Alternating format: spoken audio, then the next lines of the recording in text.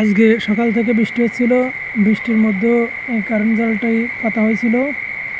তো এখন সন্ধ্যার পর আমরা জালটা দেখতে আসছিলাম, দেখি শিং মাছ বাচ্ছে, টাকি মাছ বাচ্ছে।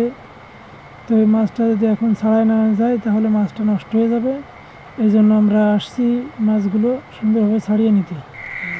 তো এই যে একটা সাপের সঙ্গে দেখা গেল। আপনাদের এলাকায় এই সাপের নাম কি বলা হয় আমাদেরকে কমেন্টের মাধ্যমে জানাবেন। আমার তো মনে হচ্ছে এটা বিষধর সাপ। টাকি কাকা, টাকি মাছ দেখা গেছে। দাও কোপ দাও, কোপ দাও, দাও দাও, কোপ করে দাও। আলহামদুলিল্লাহ, কোপটা ভালোভাবে লাগছে। আর একটা সাপ, এই জমিতে প্রচুর পরিমাণে সাপ ছোটো ছোটো মাছ ধরার জন্য আসছে।